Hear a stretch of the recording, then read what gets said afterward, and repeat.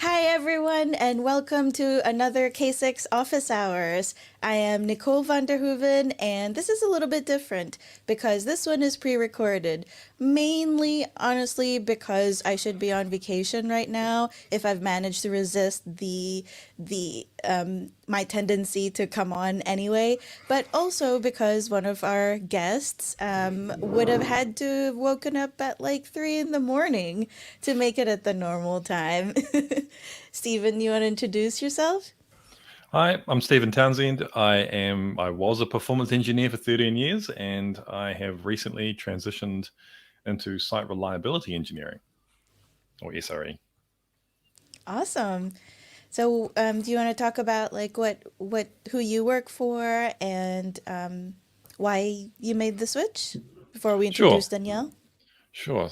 So I work for IAG, which is an Australasian or primarily Australasian insurance provider, and I made the move from performance engineering to SRE. There were some personal reasons. I have my own podcast, and I've been pretty open about dealing with stress and anxiety, and I was looking for a change of pace, so that was part of it. But it's a bigger. I think the bigger reason here is that I felt like I had reached a plateau with performance engineering, and there was nowhere else to go. Like, sure, there's unlimited stuff that I could learn, but I would still be just doing performance engineering, and there's only a limited impact I felt I was having on the organization. Whereas I thought SRE was a good opportunity to do a broader thing, which I might have a bigger impact with, and get to learn a bunch of new stuff as well. So I guess that's along with those personal reasons, that was the reason I've decided to make the shift. That makes sense. One of the reasons that I wanted to do this with you is with this group of people in particular is because I thought we come from very different backgrounds and different degrees of familiarity with SRE, and that's why I asked Danielle to come on the show as well. Danielle has been, I think this is his fourth or maybe even fifth show, so a regular now of K6 Office Hours. And he is actually an SRE. Danielle, do you want to introduce yourself? Sure. Thank Reintroduce you. yourself? Yeah. And thank you for inviting me again. It's an honor to be here. Yeah, so I'm Daniel. I'm a site reliability engineer at K6.io.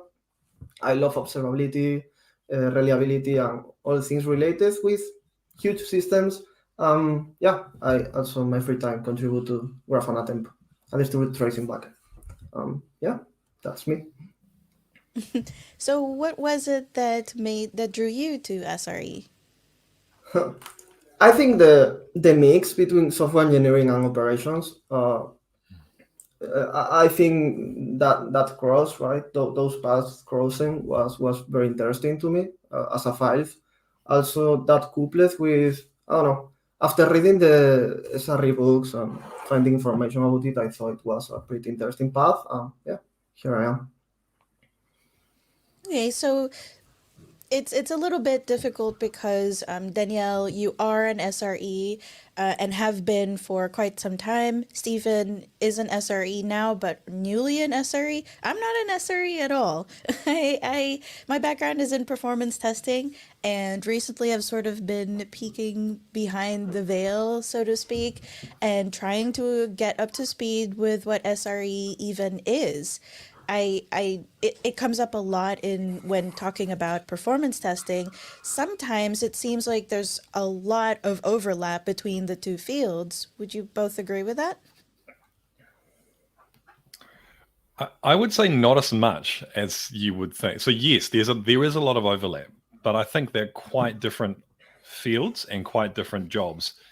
And I think there's a misconception in the performance testing and engineering community that SRE is like the next logical step because it's wildly different. Yeah, I think it's going from.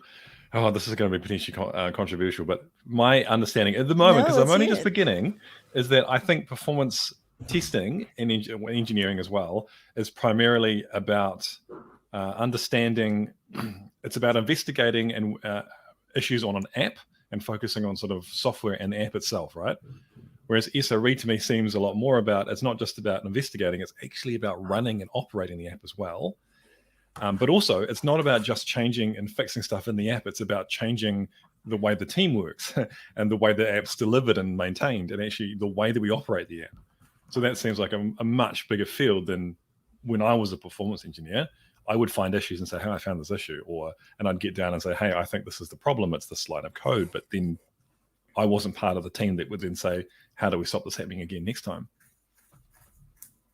Yeah, I think I don't have that much background around performance engineering, but I feel the same, at least from the outside. I feel that site reliability engineering is all about reliability, right? That feature that no one talks about and everyone expects. It's about, as Stephen said, keeping track of all the steps, right? From deploying the app to getting reliability in each one of those processes, so you can have this global state of good service for your customers, right? For having them happy, but with some thresholds, right? We can't reach 100% reliability. So I tend to think that site reliability engineers think inside that framework and try to adjust all the parameters to get something that works good enough. I guess that makes sense because the role of a performance tester has changed as well, or not just performance testing, but the industry in general. Like, I know that when I first got into performance testing, it was very siloed. Like, oh, this is performance testing, and it's very bounded. Those are the developers. Those are the operations engineers. It was very like, you don't. As a performance tester, I was never the one that was actually fixing the problem I would help fix, but also because performance testing was more of like, there were more consulting roles because not too many projects had the budget, frankly, to have a full performance testing team full time. It seemed like part of the distinction of like, you do the actual maintaining and I just help you figure out where the issue is, was because of the very transient nature of performance testing in general. But that's sort of changing as well with smaller and smaller teams and blurring of lines of responsibility in general. Like, there's the concept of an agile developer team, and a developer in that context isn't necessarily a developer as in someone who primarily or solely programs, right? It has expanded to mean a tester as well, or a software engineer in test, or software test in development, or something like that. What do you think about that, Stephen? Well, the only thing that came to mind is that in our organization now, basically everyone's an engineer. It doesn't matter what you do, right? Everyone's just an engineer. It's a pretty common thing. I remember it was quite jarring at first, thinking, "Oh, I'm a performance specialist. You can't just call me engineer. It's not right, you know." But I think there is definitely a move towards generalized teams, but I think that brings challenges as well, right? Because the problem we've always had in our that I see often is that performance engineering that I did a lot of was a specialist skill. There wasn't enough performance engineers to go around, but it's also not necessarily a skill set you can give deep knowledge to every single team in the company to do themselves, right? And so I was like, well, what do we do now? And there's only so many tools that you can build that enable people. You can't build a tool which thinks for people. It's I don't know. It's a challenging one. Yeah. So I'm curious, Danielle, what part of the job that you stray into or wander into occasionally makes you think, oh, that's a little too far outside of my comfort zone, or that's too close to performance rather than SRE? Like, where do you make that distinction?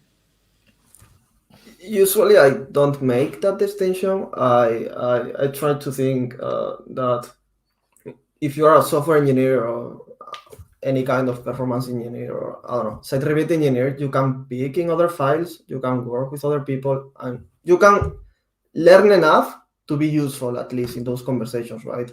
And collaborate with other people. So I would say they shouldn't be like hard lines. Usually, site reliability engineers come from two backgrounds, for example, from software engineering and from operations.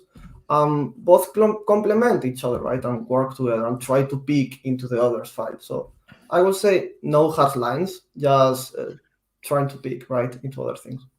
I've got a question for you, Danielle. So, um, Please.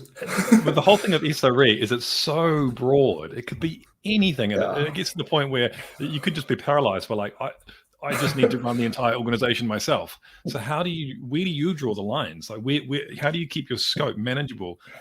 Or is it that each SRE kind of has a focus, or is it just the focus of the team, or I don't know? I think it just depends. For some people, SRE is just what Google says, right, on the books. That's like the only SRE implementation. As you probably know, for Google, they put software engineers in charge of operations, and boom, they created some practices and things around it.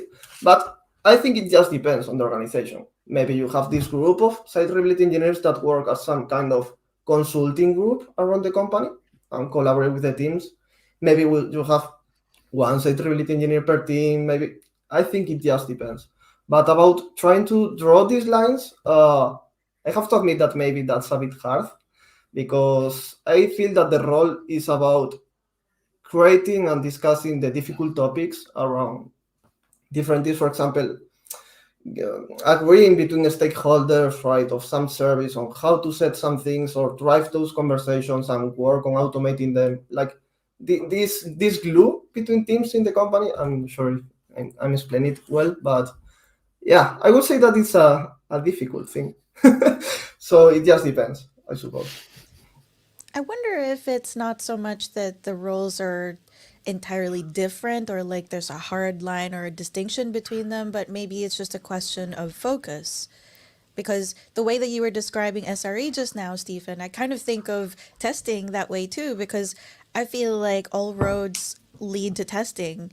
I feel like there isn't any part of the process that a tester isn't at least interested in. I mean, maybe they're not the ones that would be carrying out that activity as a primary duty, but I feel like we kind of bring everybody together and make sure that we're on the same page.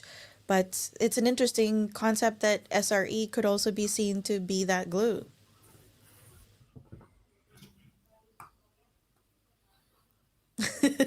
Yeah. Yeah. All right. Do you think that there is a lot of distinction in the knowledge that's required between a site reliability engineer and a performance engineer? Shall I go? Sure. Yeah, whoever. Yeah, I think there definitely is. I think obviously SRE is a broader thing. From the little bit that I have seen so far, I've only just started my first engagement. So my first engagement is actually I'm helping to operate we have our own internal company Kubernetes platform, which are lots of different development software platforms reside on. So I'm helping to operate that. That's my starting point. So, and what I've seen is that SREs in general, we're trying to hire people, and a lot of the CVs that come through have lots of cloud expertise. So not just monitoring, which is, as a performance engineer, you might mostly do a lot of monitoring or maybe housing performance test infrastructure, that kind of thing, but much more broader cloud infrastructure operations development kind of work. Containerization, Docker, Kubernetes, Rancher, Argo CD, that kind of thing. Lots of that, which I didn't do a lot of as a performance engineer. I tested containerized applications, but I didn't build in containers. Yeah, and I didn't, operate Kubernetes and that kind of thing. And I really enjoy containerization so far. It's just been awesome. Also, a lot of process automation, which a lot of performance engineers already do, using pipeline tools, Bamboo, Jenkins, Azure DevOps, that kind of thing. And observability tooling, which performance engineers are very familiar with. So, logging, monitoring, tracing. We're using a lot of New Relic, Splunk, and Prometheus, Grafana, that kind of thing. Yeah. Yeah. I'm curious, what was it that drew you to SRE outside of the sort of personal quality of life improvements? Was there was there one moment when you encountered maybe an engineer, an SRE that you were working with, and what made you think like, maybe I want to do that instead?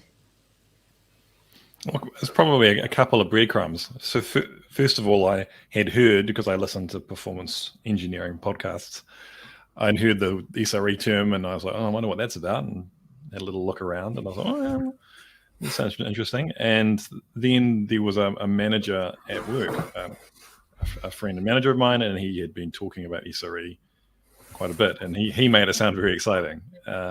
And then his boss, my manager once removed, also started talking about it as this sort of new thing which was going to make a big difference in the organization. And I think that the conversations with those two people really got me on board, I think. For me, it was almost like I feel like in a lot of ways, a lot of my career has been learning to unlearn things like bad habits that I've learned or attitudes that I've grown accustomed to. Because I started off with when you're new as a performance tester, it's really helpful to have somebody to learn with. But any project that has more than one dedicated performance tester is a big one. And it's going to have a lot of processes, and there isn't going to be such an overlap in terms of responsibilities because normally there's a department for that, right? But because I've followed my interests and like the teams have gotten smaller and smaller, and when you join a startup, it's like, who cares if you're a performance tester? Can you code? All right, then code. Can you spin up something in Kubernetes? Okay, we'll do that. Like it doesn't matter so much what your label is. And I feel like now at K6 we're about 30 people now, so it's not a startup for sure, but it's also not huge yet, right? So I wonder if the size of the team actually affects the responsibilities that come with SRE or performance. Uh, Uh, well, uh, you go. do you want to pick this one or? No.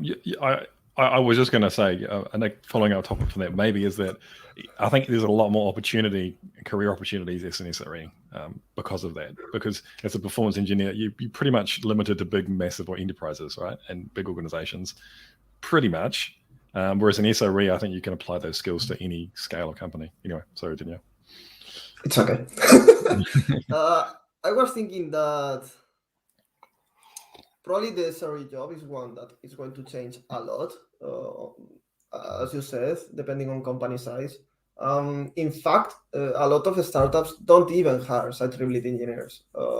They feel that they don't have the need for that role, as maybe with performance engineers.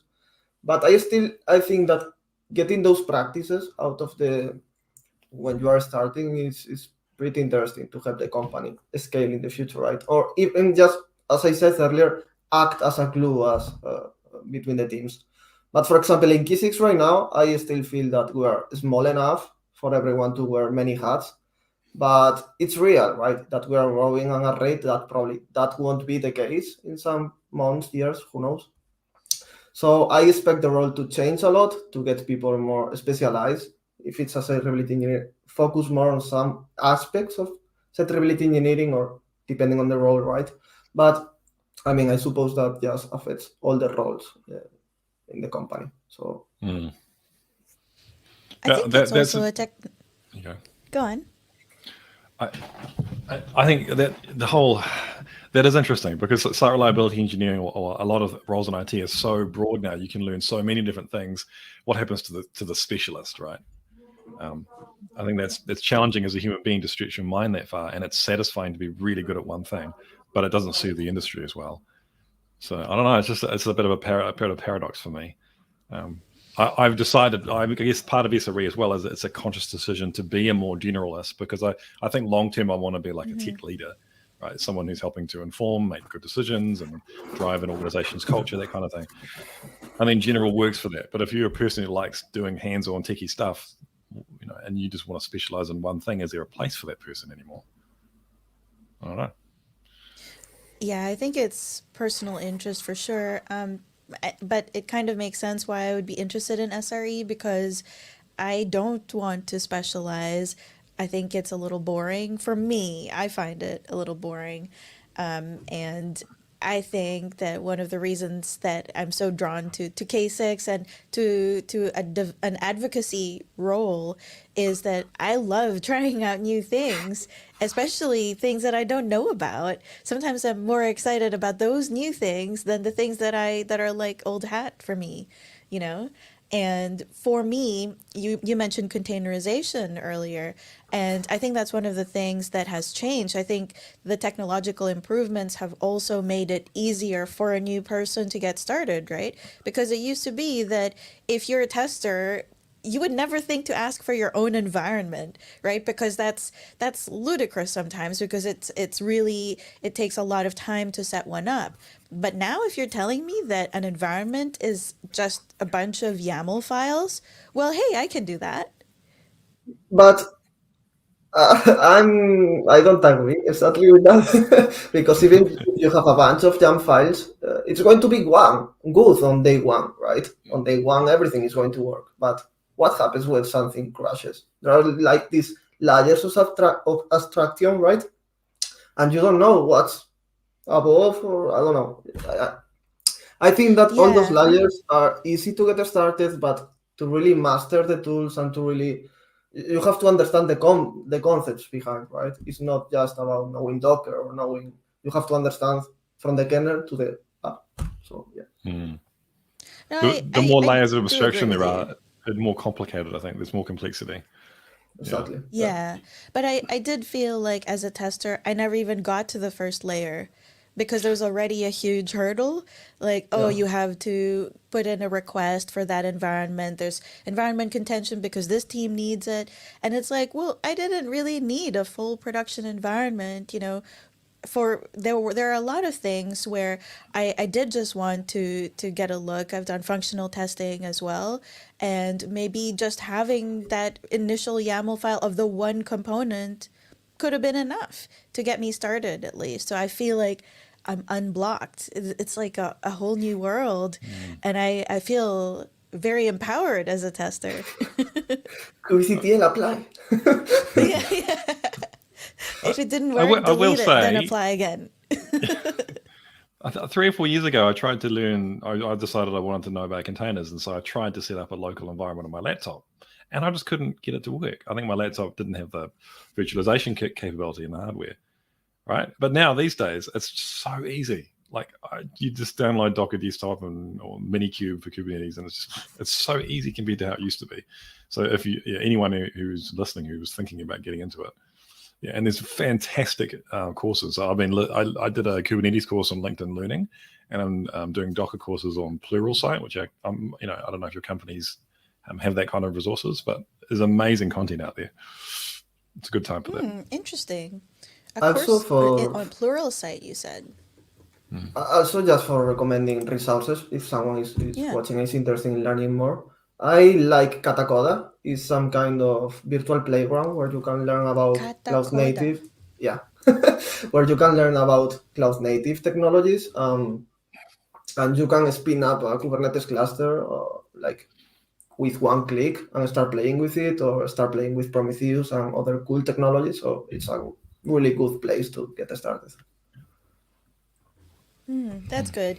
And it might be a little dated by now, but I do think that Google's SRE book is an interesting place to start. It gives you an overview, and in many ways they formalized a lot of the terminology, and so had a huge part to play in the history of SRE.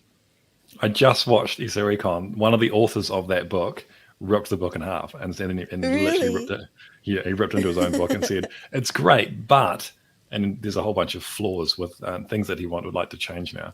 And questions that haven't been answered yet, things that the industry doesn't know how to tackle yet. And I thought that was quite interesting. Yeah. Yeah, that's a good thing, right?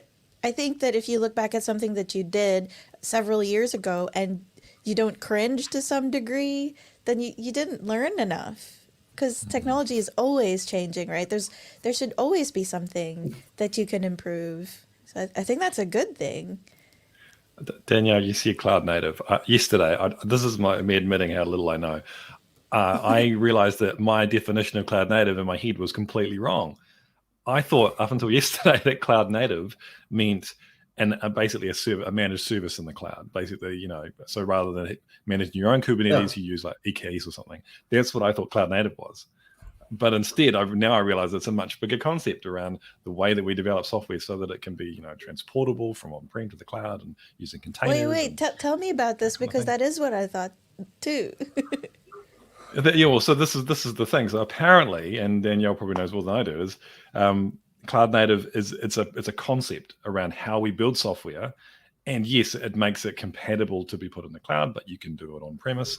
So it's more about rapidly developing software in a easily transportable way, using things like containerization and A really good document to get into. It doesn't mention cloud native, but it's all about it. Is the 12-factor manifest, like that is about 12-factor apps, and it states like it was written by Heroku, I feel, years ago, and it states like the different things that your application should have to be run in a container or in the cloud or in this kind of environment. And getting from there is, as Stephen says, right, this set of philosophies, this set of ideas for being able to run this, right, in a cloud native way. I know the name is not that clarifying, but if you take your old app that you have been running for 20 years and drop it in Amazon, it's not going to be cloud native. It's just a legacy app running on a cloud provider. So that's a completely different thing, I think. Let's get our mainframe app and put it in a mainframe virtualization tool and then put it in the cloud. Cloud native. Yeah, honestly, I thought it was just like a rebranding, basically, because everything is new again. Concepts come back around. I thought it was just the newest evolution or name for it. I feel that there is like the same relationship done with observability. When people think about observability, most people think just throw there some metrics and that's it, right? That's not the same, right? We talk about this in some previews.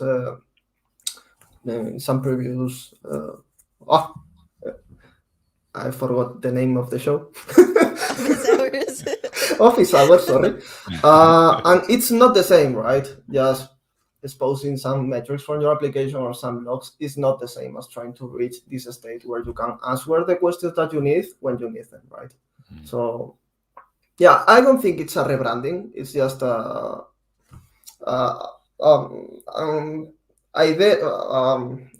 mental shift, right, to another direction while starting from. Okay.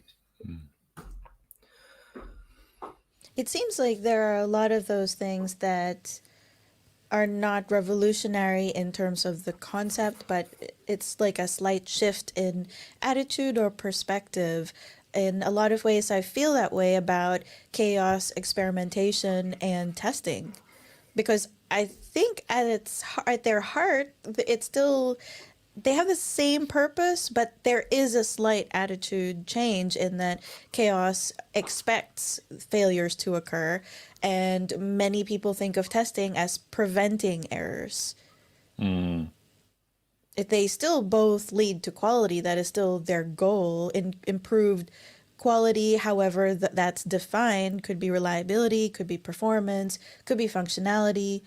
But the person that's carrying out those activities has a different hat on. I think that's a big part of SRE, is acknowledging that complex systems will fail. There's nothing we can do to stop it. So it's a matter of, how much failure is too much failure, and what can we do to minimize that and work around that. So almost embracing risk in a way, and accepting and dealing with it. I think one of the many things around that is error budgets, which the author of the SRE book ripped into and said it's what happens if you have one incident that blows your entire error budget and then you can't develop features for a whole year? Like that's not feasible. But it's an interesting. Do you know error budgets, Nicole?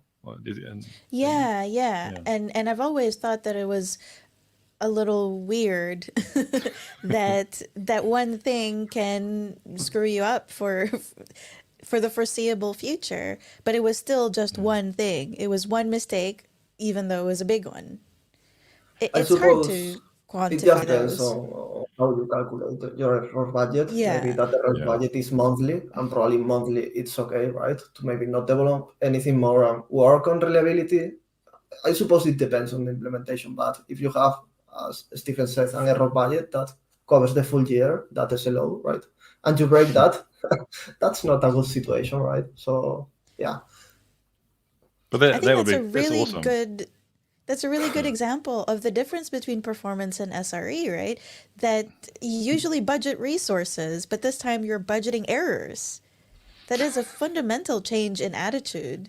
So even if a performance engineer and an SRE are doing the same thing, they're still, the fact that they're coming from different places makes a difference. And era budgets also are about that relationship with the developer too, because it's really about saying, hey, now you have an incentive, developers, to develop, resilient, reliable code, because then you get to do more fun experimentation and less dealing with incidents. yeah. Also, So you, oh, sorry, Nicole. no, go Uh, ahead. I think it speeds up or gets more work done in other areas that wouldn't have. For example, in delivery, right? If you're able to roll back quickly the app, probably you can get some minutes out of that error time, right? So teams spend more time in automation and getting more things automated and stuff like that, so they can stretch that budget, right, and have more time to do other things. So I feel that by having those sort of budgets, not only you work on reliability, but you also work on all the processes that are around your software to get it faster and get it out. Yeah. So you have both talked about complexity being one of the reasons why SRE is so important. Do you think that the shift from monolithic to microservices based architectures has influenced the popularity or growth of SRE as a practice? I think it's necessitated, as we spread out from big chunky things to lots and lots of smaller things interconnected, it's a bigger, more complex system. Although the components are simpler, it's a bigger, more complex system, and it's the interactions between components where a lot of the challenges happen, right? So it necessitates new kinds of roles or activities, at least. So whether it's SRE or some other kind of engineering activity, or rethinking the way that we do performance or testing or development, it's definitely changing the industry. Yeah. And a big part of that, I think, is observability and instrumentation. Like, if you want to go fast and continue to go fast, but the complexity is continuing to sprawl, if you're not instrumenting your code, then you're just going to be stuffed in the long run. Yeah. There's also the distinction between performance and reliability. Danielle, how do you reconcile the two? Is one more of a priority to you than the other, or are they both equal? I think they overlap sometimes, but they are not always the same. I feel that reliability is about serving the customer in a way that he or she is happy, right, with your service. Maybe they are happy with some degraded functionality, or maybe not, right? Um, I don't have that much background in performance, but I feel that performance is a bit different. You try to find like the bottlenecks of the system at the max level or at some thresholds or at some levels, right? And try to understand how the system behaves at some point and try to improve it, right? Or at least that's my understanding about the fight. So I feel that they are like complementary somehow. I feel that site reliability engineer should think about performance, and I think that a performance engineer should think about the experience of the customer in each step, right? Trying to measure it and understand it better. What about you, Stephen, as someone who has left behind, at least nominally, the world of performance and stepped into SRE? Do you still find that SREs, your new coworkers and peers, are they as interested in performance as you are?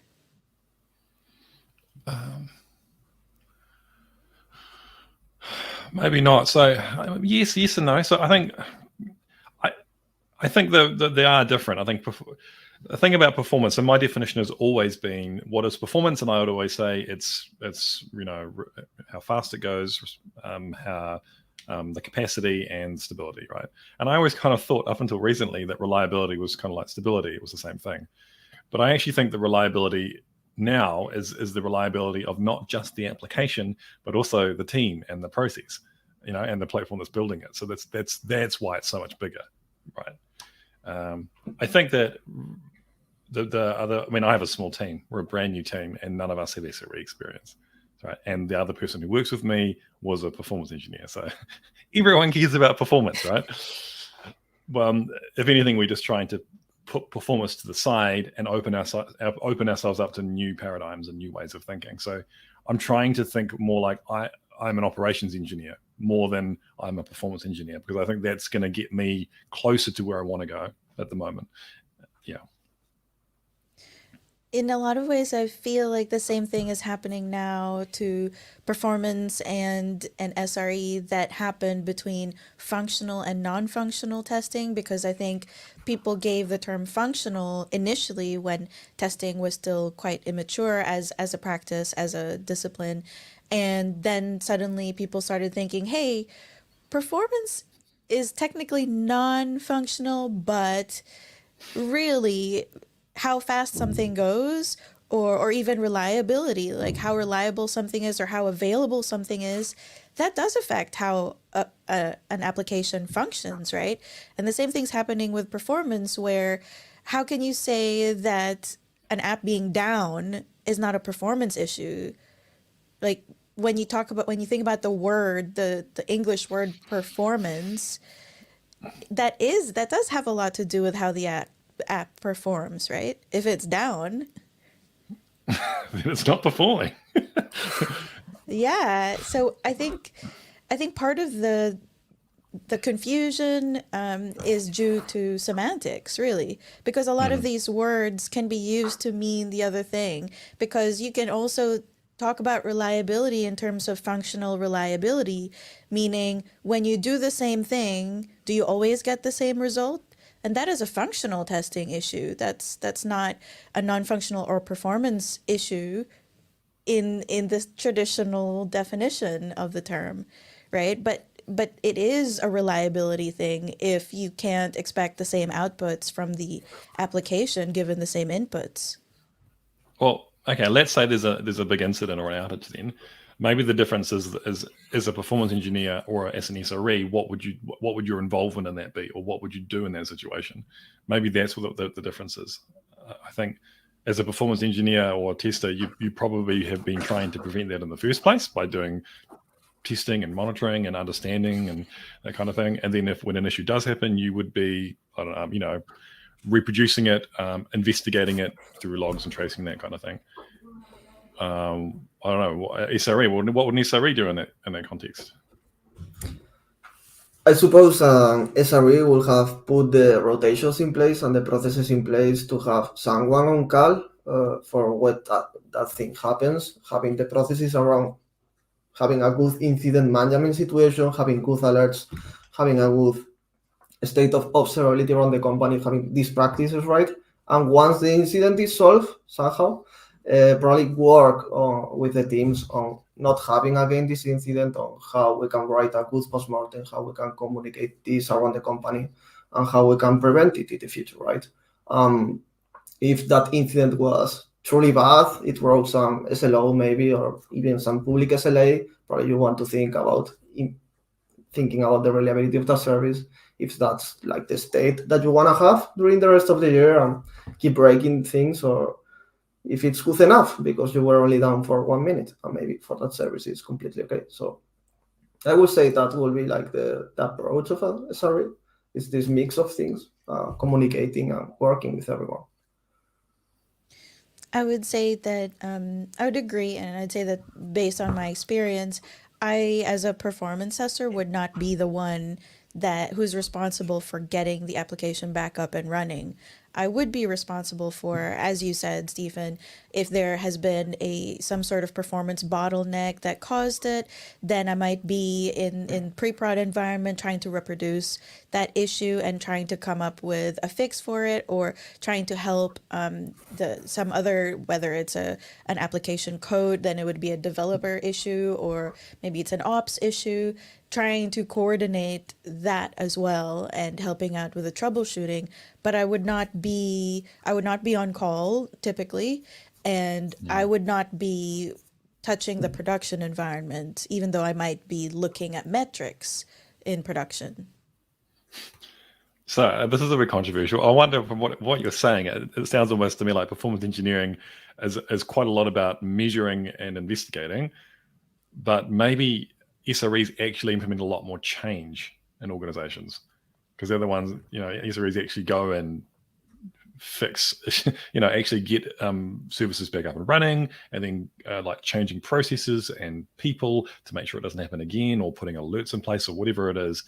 It sounds like SREs make a lot more change. I guess that's what I'm hearing from this conversation. Is that a bold? I don't know. I'm thinking about it. I don't really disagree. I think that performance has a wider. I think it's a wider discipline, because I'm not just looking at production. I'm also looking at development. I'm looking at the business. I'm questioning requirements. So I think that it's more high, like big picture than an SRE. And SRE is down there in the trenches, actually maintaining the application and making sure it is running right now. I will say that I'm not a fan of that idea. I think usually who develops an application should be the owner of the application. Obviously, if that application crashes, maybe it can escalate to some site reliability engineer and get help from there. But I'm not a fan of having these DevOps people in a room fixing the problems that come up. I know that this is some kind of philosophy that is around in the industry, but I don't like it. I think that site reliability engineering is not that at the bottom. It's more about understanding the business, understanding the user flows, drawing these SLOs for each flow, understanding with the stakeholders, right set of SLOs, SLAs, all that stuff, understanding the critical paths and setting the things in place for these critical paths to work all the time, and working with the rest of the organization, having those hard conversations, right, about what's important, what's not, stuff like that. So yeah, I don't think we're on a room, Nicole. But yeah, I kind of see your point. It just depends on the company, Yeah. right? As we said, in some companies, SRE is just a relabel for system administrator, someone that just runs commands. For some companies, it's just that. But yeah, as I said, depends a lot on the company and on the implementation. Yeah, and I'm also talking about like very traditional definitions of the term, right? Really siloed teams. I think it's like anything.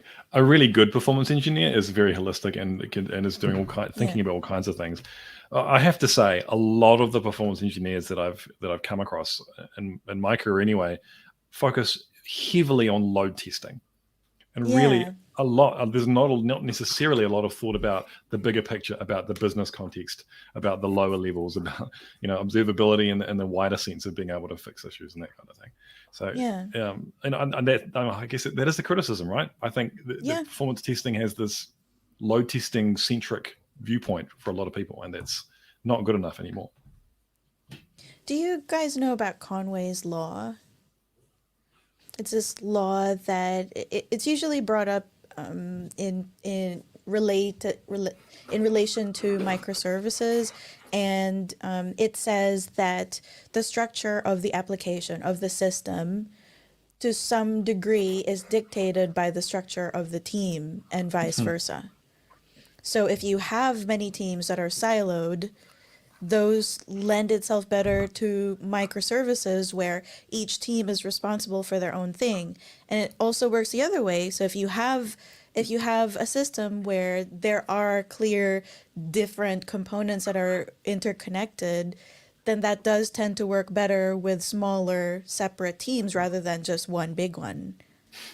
And I wonder if that it doesn't hold true for the distinction between performance and SRE as well, meaning the size of the company and how your systems are laid out might have a lot to do with defining your role, whether you're an SRE or a performance engineer. You just blew my mind. I'm just having to process that. In It's like a sociology good way? and all kinds of things.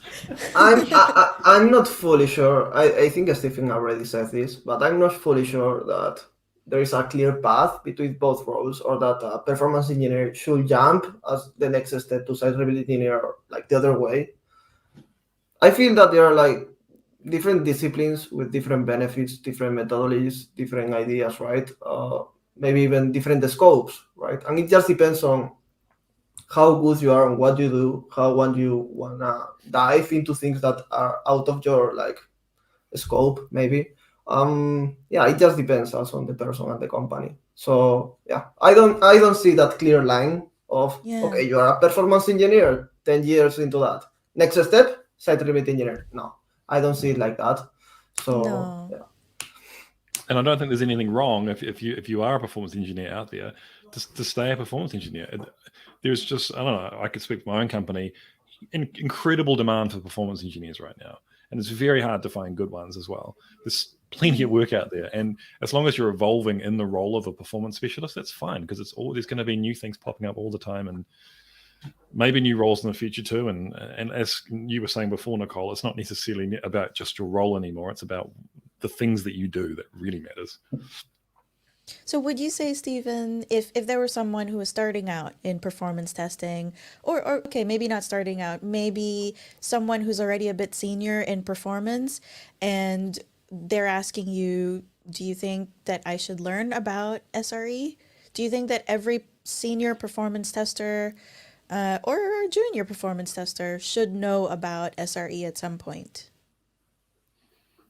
Yeah, I think it would benefit anyone in IT altogether, or anyone in technology, to at least understand what SRE is and the principles behind it. Even just understanding the motivation of what it's all about helps shape better technology outcomes, I think, for everyone.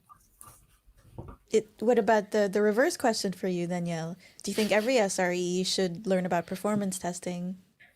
Yeah, in fact, I think that, for example, every software developer should be able to troubleshoot and understand the performance of their systems during development, in staging, production, on every environment, right? I think it's something fundamental for everyone. Well, I was kind of hoping that I would disagree with one or both of you, but I agree too. I think every tester should learn to code to some extent, and I think every tester should learn how to do automation and performance and SRE. Yeah, I don't necessarily think that you have to go very in depth in it, and that's where personal preferences come into play, right? If you're more interested in development, go into that. But I do think that it is really important to understand a lot of these different roles in testing, even if you never intend to cross that line. Yeah. So I guess, Stephen, if we're having trouble really clearly delineating what is performance and what is SRE, do you ever see yourself going back? Yes, it's possible. I definitely would. I mean, it was actually really hard changing careers, because I've done performance for so long. I've got this podcast called Performance Time. I've blogged about it. I've spoken about it so much. It's part of like my personal identity. And so even if I never go back to performance, it's always going to be like a very, like a thing that I care about a lot. And I would definitely go back if I thought there was an opportunity for growth for myself in a way that I'd have a real big impact. Yeah, but in the organization I'm in the industry I'm looking around, I didn't see that opportunity right now, but I would go back. Yeah. What about you, Danielle? Interested in joining the dark side? Not a lot, to be honest.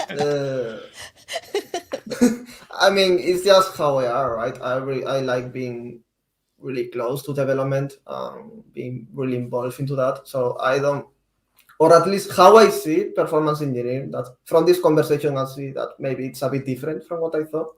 But yeah, probably if there's like no active development or no changing things or not working on features, projects, trying to deliver things to the clients, probably, yeah, I don't see myself into it, but it's just how I am, I suppose. Yeah, almost feel like maybe I'm just jaded, but I feel like the distinctions only matter when you're looking for a job because then the titles matter a lot. Whether you say you're a performance engineer or an SRE or a platform engineer or a functional tester, that does matter to future employers. It sends a message about the kind of jobs that you are looking for, the kind of activities that you like doing, whether or not the other person has the same idea as you, it's a different story. But I think with all of these different overlapping roles and responsibilities in tech, it all comes down to, maybe the labels aren't so important and it's more important what your experience is and what your interests are. Fully agree with that. Yeah. Yeah. Well, to kind of wrap up, I also wanted to ask you both, what is one tool or technique, could be hardware or software or a philosophy, that you use on a regular basis to help you do your job? Who wants to start? All right, I'll go I first. Okay. okay. I think I said this before, and I think Nicole, this was you'll agree with me here. I think it is so, for me personally, it is the way that I learn is to write stuff in my own words. So to have some kind of knowledge base or place that you are putting the things that you learn in conferences and your work is so important, right? So for me, I have my own Confluence instance that I pay for. Confluence works for me. One of my colleagues uses something called Joplin, which looks awesome. That looks really cool as well. So I'm considering moving to that. But one other thing I wanted to mention is that recently I've discovered the value of downtime. I used to feel guilty if I was just playing video games or watching some esports or watching, I've realized that time, although it feels like it's not productive, is the time you need to recharge to come back into your work and your creative and life endeavors, right? So, if you spend 4 hours blowing out now and again, it's okay. It's important. I think that's another thing that I've learned recently. I've always thought that it was ironic that the tool Slack, the communication tool Slack, is called Slack because to me that's what downtime is. Slack, where there's nothing really that you need to be doing.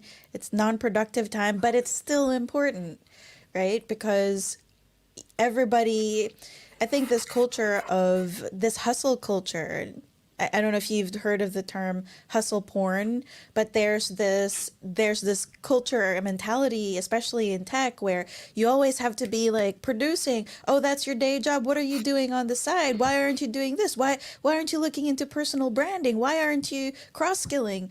And it's just sometimes you just have to figure out what's essential.